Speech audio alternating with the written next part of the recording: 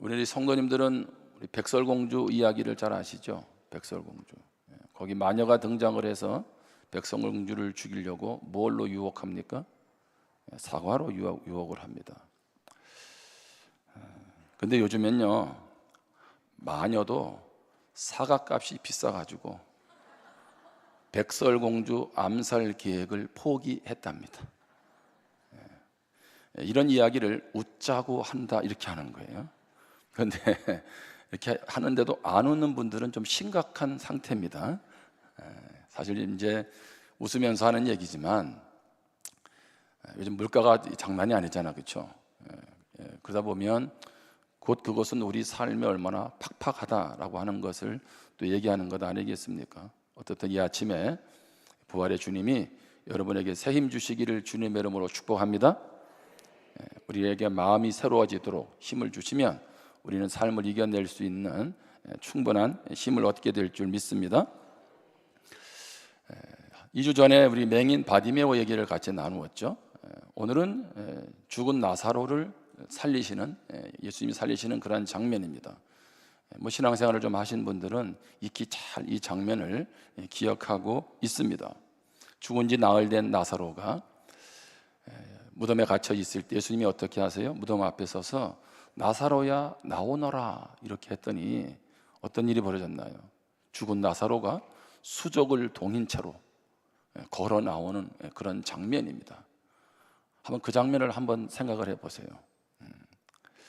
저는 우리 성도님들의 삶 가운데 죽음도 이기신 그 주님의 역사가 여러분에게도 힘들고 어려운 삶의 자리에서 회복을 가져다 주시기를 주님의 이름으로 축복합니다.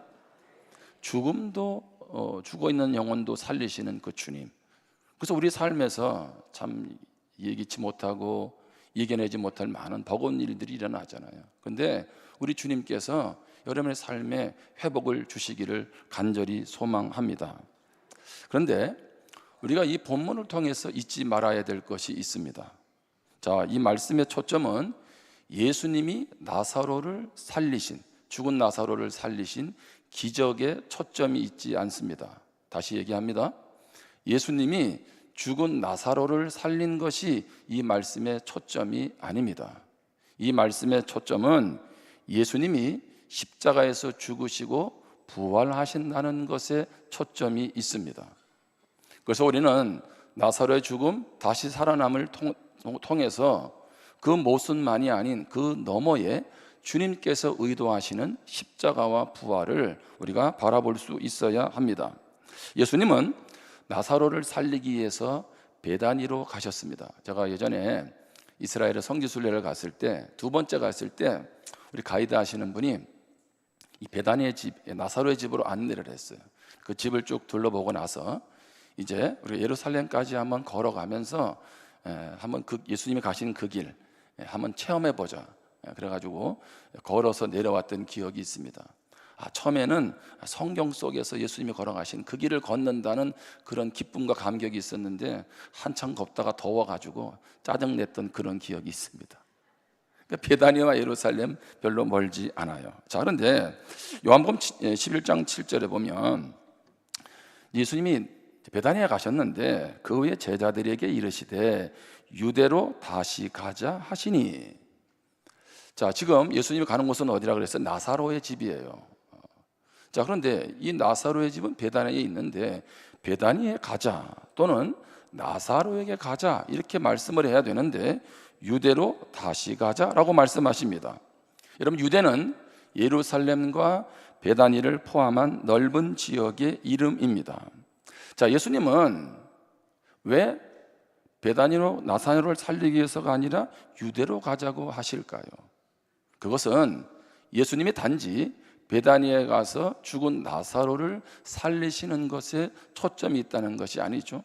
그것을 넘어서서 이제 예루살렘에 가셔서 십자가에서 달려 죽으실 것을 지금 예고해 주고 있는 것입니다. 자, 이 사건 이전에 요한복음에는 6번의 표적이 나옵니다. 우리가 잘 아는 포도주가 떨어진 가나 혼인 잔치에서 예수님이 물로 포도주가 되게 하시죠. 또 맹인 바디메오가 살아나는 것이라든가 오병이어 기적이라든가 이런 표적을 통해서 예수님은 계속적으로 자신이 어떤 분인지를 말씀해 주고 계세요. 그러면서 오늘 이제 베다니에 죽은 나사로를 살리시면서 예수님의 십자가와 부활을 통해서 그 모든 정점이 바로 여기에 있다, 예수님의 부활에, 십자가 부활에 있다는 것을 지금 우리에게 알려주려고 하시는 것입니다. 자, 예수님은 이제 베다니에 도착을 했습니다. 자, 그러면 베다니에 도착을 했으면 예수님이 베다니에 도착했다 이렇게 말씀하면 될 텐데, 요한복음 11장 18절입니다. 베다니는 예루살렘에서 가깝게가 한 오리쯤 되며. 왜 베다니를 언급하지 않고 예루살렘을 언급할까요? 그것은 예수님의 최고의 행선지가 예루살렘임을 다시 한번 기억하라는 의미입니다. 뿐만 아니라 예수님은 마르다에게 말씀하시죠. 나사렛 동생 마르다에게 요한복음 11장 25절 26절에 보면 우리 같이 한번 읽겠습니다. 시작. 예수께서 이르시되 나는 부활이요 생명이니 나를 믿는 자는 죽어도 살겠고 무릇 살아서 나를 믿는 자는 영원히 죽지 아니하리니 이것을 네가 믿느냐. 아멘. 예수님은 분명히 말씀하세요. 나는 부활이요 생명이다. 나를 믿는 자는 죽어도 살겠고 무릇 살아서 나를 믿는 자는 영원히 죽지 않는다. 영생의 복이 주어질 것을 말씀하고 계세요. 근데 중요한 것은 네가 믿느냐라고 하는 겁니다. 우리에게 믿음의 복이 있기를 주님의 이름으로 축원합니다. 그렇다면 부활의 신앙으로 살아가기 위해서 우리가 어떻게 해야 할까요? 오늘 두 가지를 나누는데 그 첫 번째는 이해되지 않아도 예수님을 신뢰해야 합니다. 이해되지 않아도. 예수님은 나사로가 병들었다는 소식을 들었습니다. 6절입니다. 나사로가 병들었다 함을 들으시고 그 계시던 곳에 이틀을 더 유하시고. 아니, 나사로가 병들었으면 빨리 고쳐주기 위해서 가셔야 되는데 이틀 동안을 더 시간을 지체하십니다. 자, 11장 5절입니다. 예수께서 본래 마르다와 그 동생 마리아와 나사로를 사랑하시더니. 다시 말하면 예수님과 이 마르다, 그 다음에 마리아, 나사로, 이 남매, 이 가족들과는 아주 특별한 관계예요. 예수님도 이들을 사랑하시고 이들도 예수님을 사랑하는 그러한 관계입니다. 자, 그러면 이런 친밀한 관계에 더군다나 나사로가 병들어 있다면 예수님은 그 소식을 듣고 어떻게 하셔야 됩니까? 한시바삐 가야 되지 않습니까? 근데 예수님은 이상하게도 더 늦장을 부리고 계시는 것입니다. 여러분, 우리가 신앙생활하면서 힘들 때가 언제입니까? 여러분 스스로 한번 질문을 던져보세요. 언제 힘드세요? 하나님, 내가 삶에 이렇게 지금 힘들고 지칩니다. 이 문제를 해결해 주셔야 됩니다 라고 기도했어요. 한두 번 하는 것도 아니고 정말 열심히 기도했는데 문제 해결될 기미가 보이지 않아요.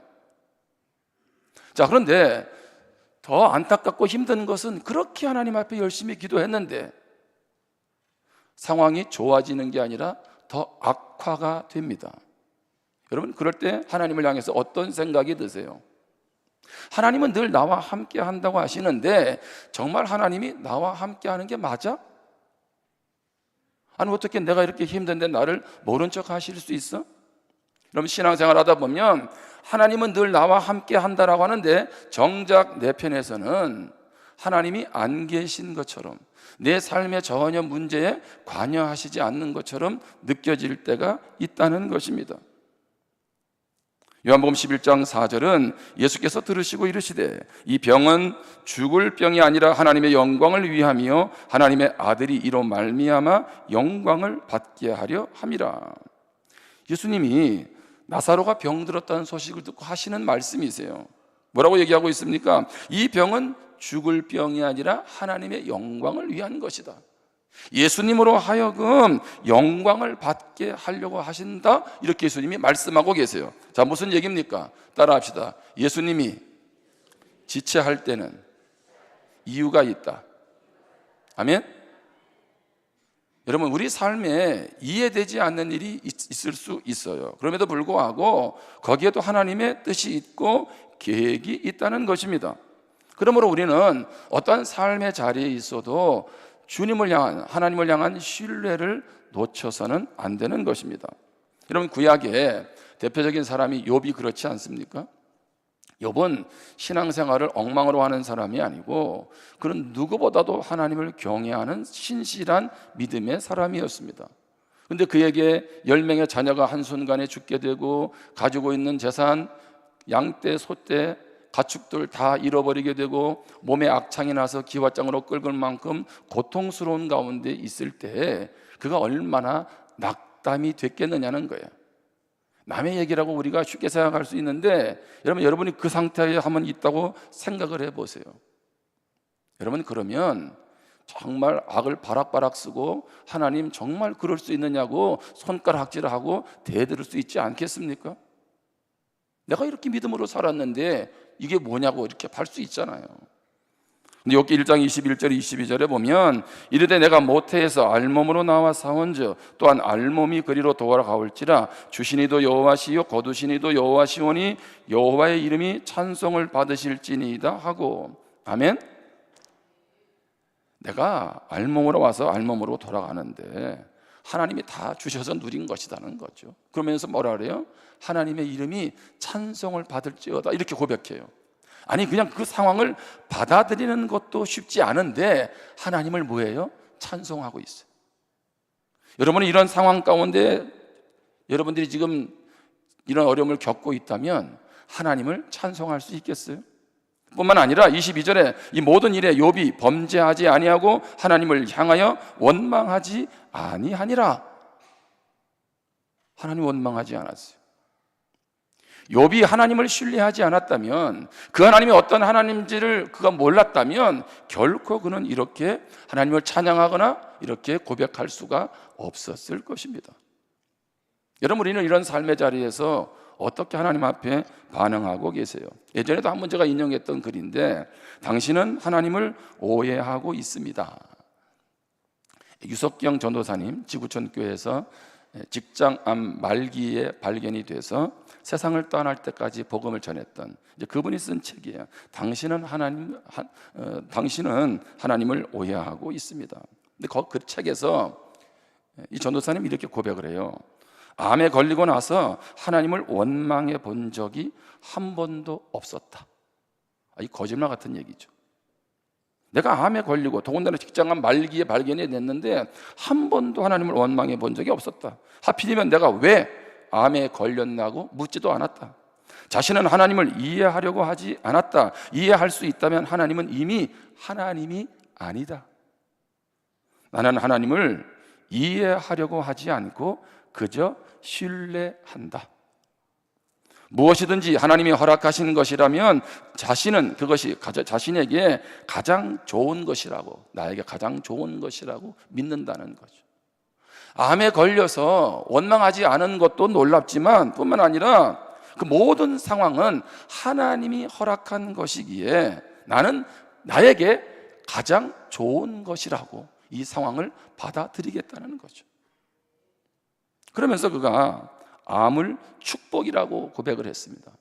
크게 두 가지에서 축복이라고 고백을 했어요. 한 가지는 뭐냐면 하나님이 나에게 죽음을 준비할 시간을 갖게 해 주셨다는 거예요. 무슨 얘기입니까? 사고로 죽었다면 사랑하는 사람과 작별할 시간조차 없었을 거라는 거죠. 그런데 암이 걸렸다는 얘기를 듣고 죽음을 생각해 보게 되고 또 앞으로 내 남은 시간을 어떻게 보낼지 계획도 하게 되고 사람들을 찾아가며 인사도 하고 또 내가 미워했던 사람, 받아들였지 않은 사람에게 사과도 하고 용서도 구하고 일일이 마음을 표현할 기회가 주어져서 감사했다는 거죠. 뿐만 아니라 그가 암을 축복이라고 고백한 것은 하나님 때문이었습니다. 무슨 얘기입니까? 자기가 신학교에 간 이유는 딱 한 가지였대요. 오직 하나님께 집중하기 위해서. 근데 정작 신학교를 졸업하고 나서는 사역이 정신없이 바쁘잖아요. 그러다 보니 일에 파묻혀 살아갔다는 거죠. 그런데 암에 걸리고 나서 더 주님께로 가까워질 수 있는 시간을 갖게 되었다는 것입니다. 그동안 너무 정신없이 바쁘게 살았는데 도리어 하나님 앞에서 자신의 인생을 돌아보며 하나님과 교제할 수 있어서 나에게는 큰 축복이었다. 그래서 나는 암에 걸린 것이 정말로 감사하다. 이렇게 고백을 했습니다. 여러분, 우리 삶에 이해되지 않는 일들이 한두 가지인가요? 우리는 부활조차도 이해되지 않는다 그래요. 여러분, 그러면 여러분의 삶에 이해되지 않는 일이 정말 부활만, 예수님의 십자가의 죽으심과 부활만 있느냐는 거예요. 우리는 나의 이해와 관계없이 주님을 신뢰할 수 있기를 바랍니다. 내가 이해할 수 없어서 믿을 수 없다는 얘기는 내가 모든 것을 통제하고 좌지우지할 수 있다면 여러분 그렇게 하세요. 그런데 여러분의 인생의 마지막도 여러분이 마음대로 조절하실 수 있습니까? 그럴 수 없잖아요. 오늘 우리는 부활신앙으로 살아간다는 것, 그것은 이해할 수 없는 모든 삶의 자리에서도 예수님을 신뢰하는 것인 줄 믿습니다. 뿐만 아니라 절망 중에도 예수님을 신뢰해야 합니다. 39절입니다. 예수께서 이르시되 돌을 옮겨 놓으라 하시니 그 죽은 자의 누이 마르다가 이르되 주여 죽은 지가 나흘이 되었음에 벌써 냄새가 나나이다. 자, 예수님이 돌을 옮겨 놓으라 그래요. 이제 우리나라 이쪽의 문화는 이게 땅에 묻고 봉을 이렇게 올리지만 이제 이스라엘 이쪽에는 장례를 할 때 보면 동굴 안에 시신을 넣고 거기를 돌로 이렇게 막아버리는 거죠. 돌이 막혀 있는 거예요. 그런데 지금 성경은 나사로가 죽은 지가 나흘이 되었다는 겁니다. 그냥 나사로가 죽었다 이렇게 하면 될 텐데 굳이 나흘이라는 말을 쓰는 이유가 무엇일까요? 자, 이 당시에 유대인들은 일반적으로 사람이 죽으면 영혼이 3일 동안 그 주변을 맴돈다라고 생각을 했습니다. 3일 후에 시체가 썩어서 영혼이 몸 안에 들어갈 가능성이 완전히 사라지면 그때 음부로 들어간다라고 생각을 한 거예요. 그러니까 영혼이 맴돌다가 들어가야 되는데 3일이 지났어요. 나흘이 됐다는 건 뭡니까? 이제 더 이상 희망이 없다. 물론 미신적인 사고죠. 그런데 뭘 말하고 있어요? 절망적인 상태를 지금 표현해주고 있는 것입니다. 그들의 입장에서 볼 때 예수님은 그들에게 말씀하는 거죠. 나사로가 전혀 소생할 그런 가능성이 없지, 너희들도 그렇게 생각하고 있지라고 물으시는 것과 같습니다. 그런데다가 더군다나 무덤 앞에 큰 돌이 가로막고 있습니다. 여러분, 이것은 뭘 의미하는 거예요? 마치 산자와 죽은 자의 어떤 큰 경계선과 같은 그런 모습을 연상하게 됩니다. 이제 끝난 거예요. 나사로에겐 소망이 없는 거죠. 그런데 절망 가운데 있는 그들을 향해서 예수님은 돌을 옮겨 놓으라고 하세요. 여러분, 근데 이상하지 않아요? 예수님이 부활하셨을 때 가장 먼저 아침 일찍 달려간 사람들이 있었어요. 여인들이죠. 마리아, 그렇죠? 야고보의 어머니 마리아, 그리고 또 누가 갔습니까? 막달라 마리아와 함께 살로메가 그곳에 갔는데 그들이 고민하면서 간 건 뭐예요? 무덤 앞에 그 큰 돌을 누가 치워줄까? 우리가 예수님의 시신을 좀 향품으로 이렇게 이제 해야 될 텐데 누가 좀 치워줘야 되는데, 그리고 고민하며 갔잖아요. 그런데 가보니까 어떻게 됐어요? 돌이 옮겨져 있었어요. 여러분, 예수님이 나사로의 무덤 앞에 있는 돌을 못 옮기실까요? 이미 부활하셨을 때는 그 돌이 옮겨져 있었는데, 그런데 왜 예수님은 새삼스럽게 돌을 옮기라고 하실까요? 내가 하지만 내가 할 일이 있다는 겁니다. 여러분, 우리가 이것을 놓치시면 안 돼요. 하나님이 하실 수 있어요. 그런데 우리가 해야 될 목도 있다는 거예요. 뭐를 옮기라는 겁니까? 단순히 그 무덤 앞에 있는 돌만 옮기라는 걸까요? 오늘 말씀에서 볼 때 불신의 돌을 옮겨야 합니다. 예수님은 마르다에게 나사로가 다시 살아날 거야 라고 말씀했어요. 그럼 믿어야죠. 그런데 24절에 보면 마르다가 이르되 마지막 날 부활할 때는 다시 살아날 줄을 내가 아나이다. 마리아는 예수님의 부활을 믿었어요. 그런데 언제? 지금은 아니라는 거예요. 언제? 마지막 날 주님 부활하실 때, 재림하실 때 그때는 살아날 것이다 라고 말하고 있는 거죠. 예수님의 그 하실 수 있는 것에 대해서, 나사로를 살릴 수 있는 것에 대해서 믿지 않았어요. 그러면 마리아는 믿었을까요? 마리아도 믿지 않았어요. 그럼 그 주변에 있는 사람들은 믿었을까요? 그들도 믿지 않았습니다. 믿지 않는데 어떻게 역사가 일어나요?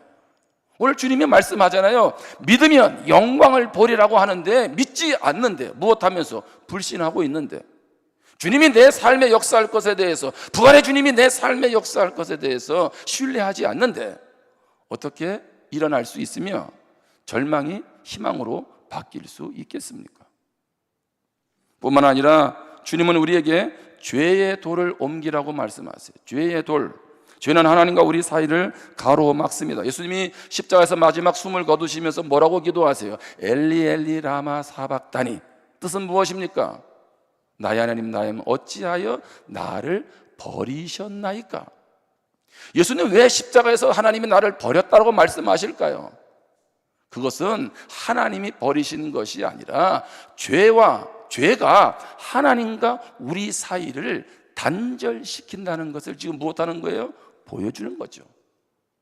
그 죄가 얼마나 무섭고 얼마나 그 죄가 우리의 인생을 무너뜨리는지를 주님은 그것을 뭐예요? 단적으로 십자가에서 보여주신 거죠. 유대인들과 함께 마리아가 울고 있습니다.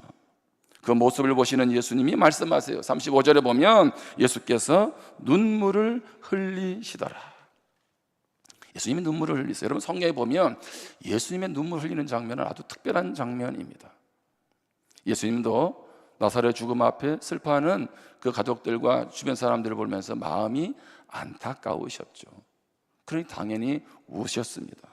그런데 예수님의 눈물은 단순히 나사로를 잃은 것 때문에, 죽은 것 때문에 슬퍼해서 우는 것만은 아니라는 거죠.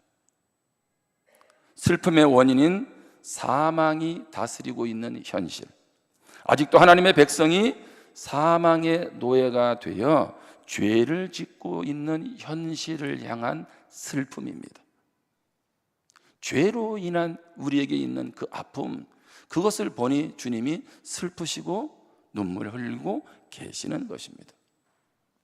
예수님은 절망 가운데 우리 앞에 가로막혀 있는 돌을 옮겨 놓으라고 하세요. 누구에는 그게 불신의 돌이 될 수도 있고, 누구에는 그것이 죄의 돌이 될 수도 있죠. 그러면 회개해야 되죠. 그런데 그것이 내 상처일 수도 있습니다. 내 인생의 아픔일 수도 있고요. 무엇이 부활신앙으로 살아가는데 여러분을 발목을 붙잡고 있느냐는 거예요. 이 아침에 그 모든 것에서 자유함 얻기를 주님의 이름으로 축복합니다. 여러분 스스로가 이제는 그 돌을 치울 수 있기를, 주님 앞에 내려놓을 수 있기를 주님의 이름으로 축원합니다. 뿐만 아니라 절망 가운데 예수님은 감사 기도를 드리세요. 요한복음 11장 41절입니다. 돌을 옮겨 놓았지요. 예수께서 눈을 들어 우러러보시고 이르시되 아버지여, 내 말을 들으신 것을 감사하나이다. 저는 예전에 이 말씀을 이렇게 묵상할 때마다 주로 감사기도 한쪽에다 많이 무게를 뒀는데, 감사기도 한 거 맞아요. 근데 예수님이 왜 감사기도 했을까요? 이 앞부분에 보시면 아버지여, 내 말을 들으신 것을 감사하나이다. 그냥 무덤 앞에서 기도해서 이렇게 내 말을 들었다고 하시는 것이 아니라는 거예요. 예수님은 이미 하나님 앞에 기도했다는 거죠. 누구를 두고? 나사로를 두고. 하나님, 예를 들면 죽었지만 자는 것이 되게 해달라고, 또는 시신이 더 부패하지 않도록 뭐 여러 가지 기도를 했을 거예요. 아니면 하나님의 영광을 보여달라고 기도했을 것입니다. 자, 그러다 보니 오늘 여기서 예수님께서 공개적으로 감사 기도를 들으시죠. 많은 사람들이 보고 있습니다. 보고 있는데 하늘을 우러러서 이렇게 주님이 기도하시는 거죠. 아버지, 내 기도를 들어주셔서 감사합니다. 감사합니다. 그냥 혼자서 그냥 무덤 앞에서 주님, 하나님, 제 기도를 들어주셨네요, 감사합니다, 이렇게 하지 않고 많은 사람들이 다 들을 정도로 감사하다고 감사 기도를 들으셨어요. 왜 그렇게 하셨을까요? 하나님은 우리의 기도를 들어주시는 분이기 때문인 줄 믿습니다.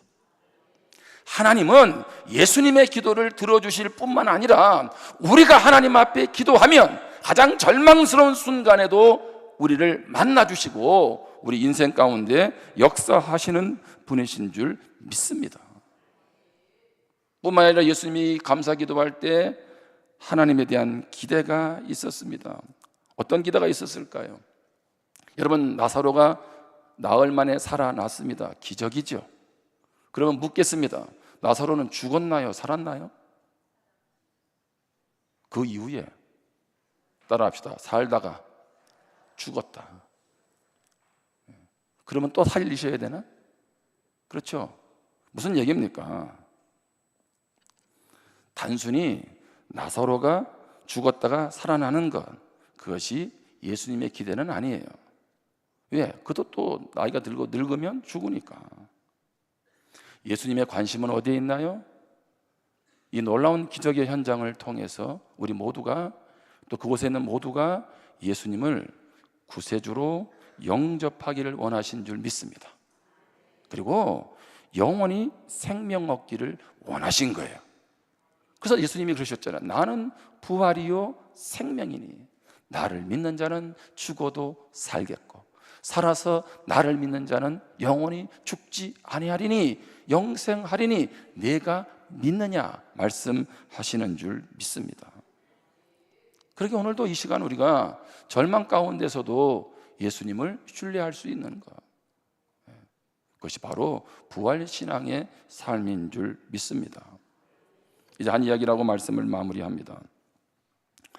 여러분, 주중에 우리 김영남 집사님이 65세로 세상을 떠났죠. 장례를 했습니다. 그리고 또 신원대 집사님도 하나님의 부르심을 받고 장례가 진행 중에 있습니다.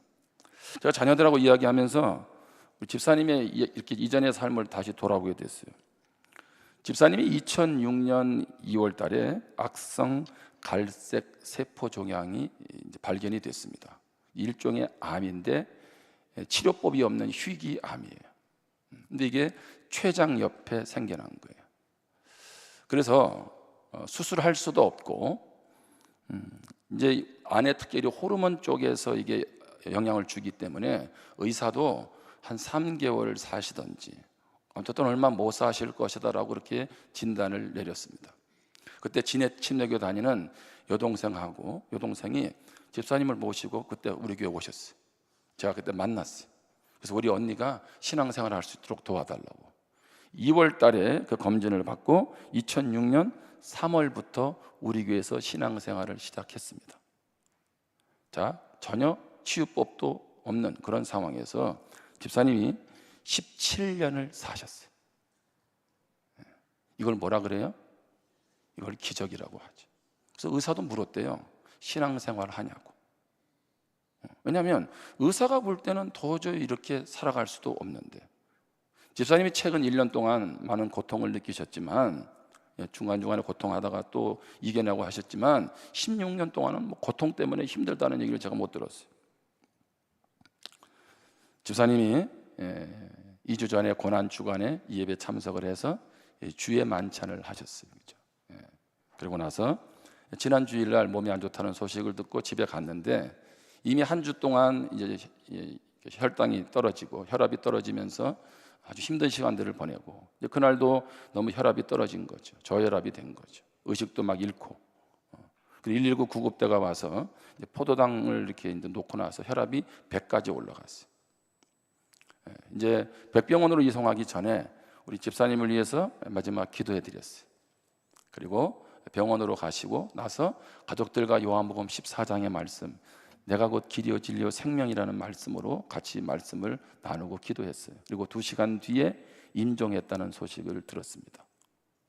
그런데 제가 그 이후에가 어떻게 됐는지 좀 궁금해서 우리 딸에게 물어봤어요. 그랬더니 의료 파업 사태 때문에 응급실에 많이 갈 수가 없는 거예요. 딱 3베드만 받는 거죠. 그러니까 거기에 집사님이 응급실로 갈 수 있었고, 또 의사가 가족들을 다 들어오라고, 임종 직전이라고 마지막 임종을 보게 해주겠다는 거죠.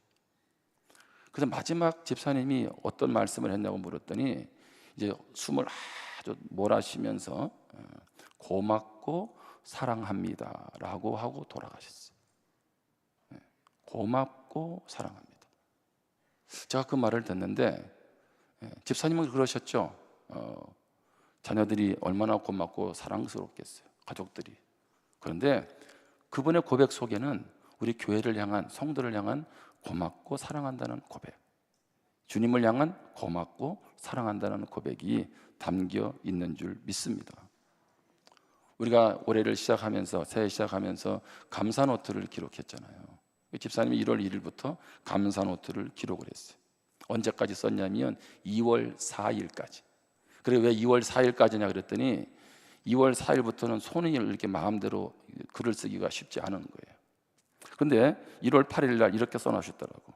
항상 기도해주는 많은 집사님들, 셀 식구들이 계셔서 감사하다. 1월 9일 화요일 식탁에 앉아서 밥을 떠먹을 수 있어서 감사하다. 딸이랑 마주 앉아서 알콩달콩 이야기할 수 있는 것 감사하다. 수요일 주말이면 차에 태우고 좋은 공기 마시러 데려가 다녀주어 감사하다. 감사 노트를 쓸 수 있어서 감사하다. 목요일 휠체어를 밀어줄 수 있는 건강한 남편이 있어서 감사하다. 금요일 하루를 시작하게 새 힘을 주셔서 감사하다. 토요일 음식을 삼킬 수 있는 것 감사하다. 소변을 수월하게 볼 수 있는 것 감사하다. 뱃속이 편안한 것 감사하다.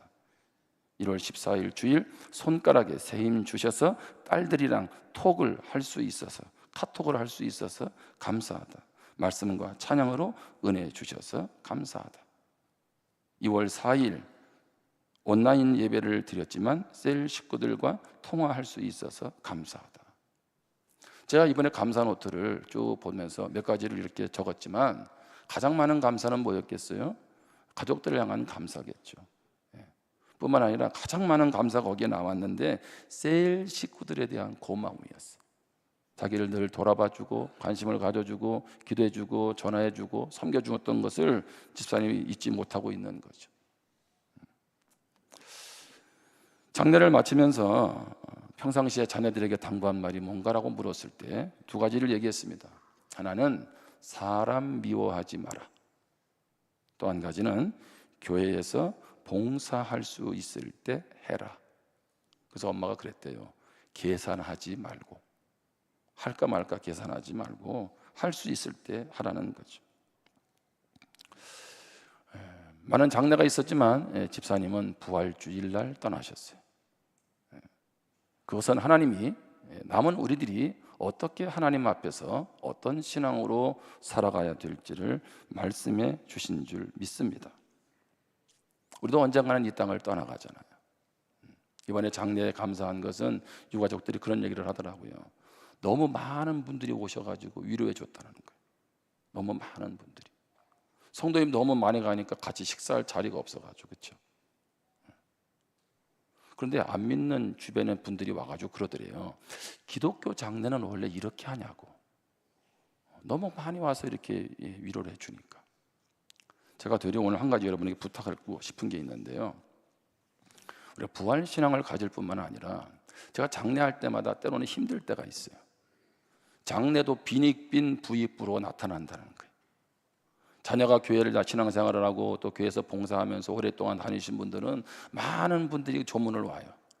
근데 뭐 새가족이든 뭐 혼자 살다 돌아가시든 뭐 자녀가 없든지 어떤 그런 분들을 보면 빈소가 너무 썰렁해.